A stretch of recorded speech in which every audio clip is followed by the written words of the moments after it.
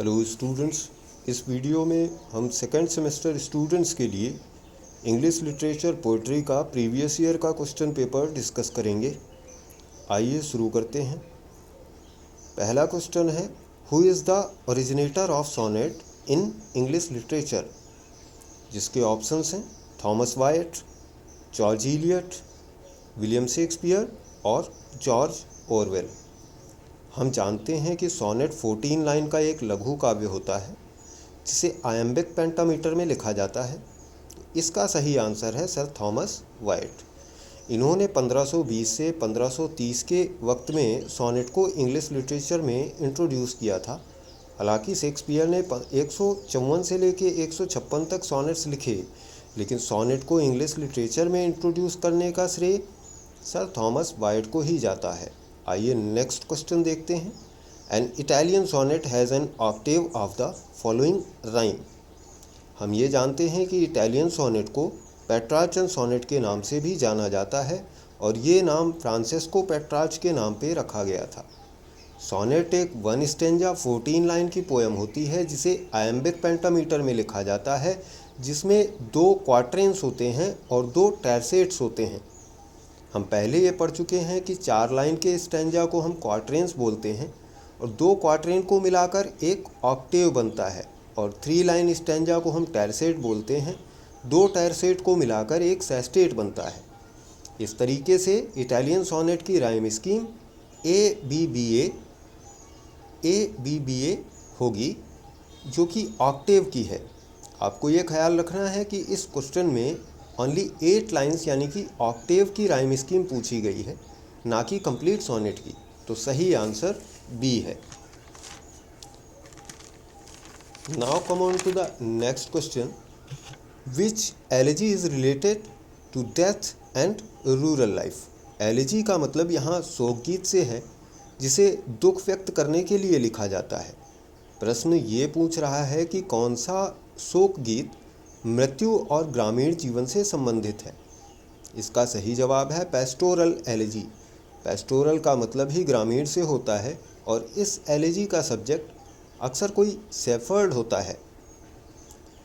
चौथा क्वेश्चन देखते हैं। Mostly elegy poems are written in, और इसके ऑप्शंस हैं कपलेट्स, सोनेट्स, बलाड और क्वाट्रेंस। इसका सही आंसर कपलेट है। कपलेट को आप हिंदी में दोहा से भी समझ सकते हैं, जिसकी 2 लाइन्स राइम करती हैं।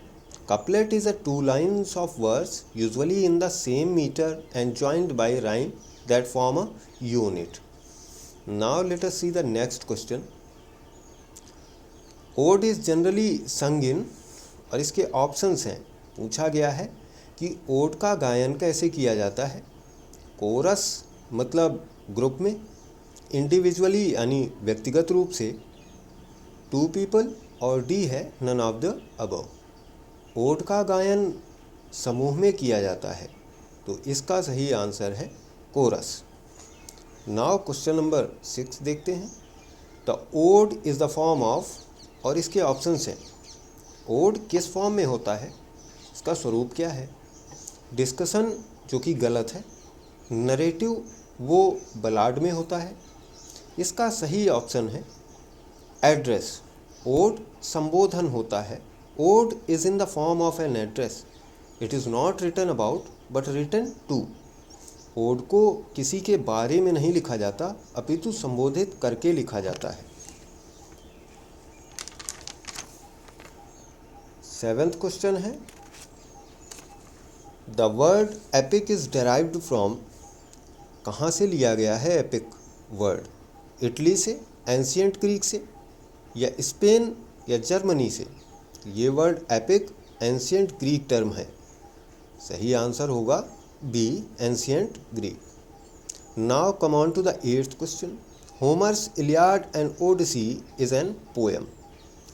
होमर के द्वारा लिखी गई इलियाड एंड ओडिसी किस तरह की कविता है, कैसी पोएम है। एपिक है, एलिजी है, बलाड है, या फिर ओड है। इसका सही आंसर है ये एक एपिक पोएम है। 9th क्वेश्चन है, ballad was popular in the middle age in. Ballad मध्य युग में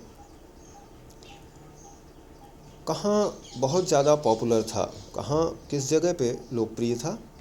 बैलाड का मतलब होता है कथा गीत। बैलाड मध्य युग में ब्रिटेन और आयरलैंड में बहुत पॉपुलर हुआ, जो कि यूरोप का एक हिस्सा है, तो इसका वाजिब जवाब यूरोप होगा। नाउ 10th क्वेश्चन है, a ballad is a in verse. Ballad किस तरीके की कविता है? तो हम पिछले क्वेश्चन में ये जान चुके हैं कि बैलाड एक कथा गीत है। इसका सही आंसर स्टोरी है, इसमें कोई कहानी होती है। So students, that's all for this video. If you have any doubts, message me or write it in the comment section. And thank you for watching.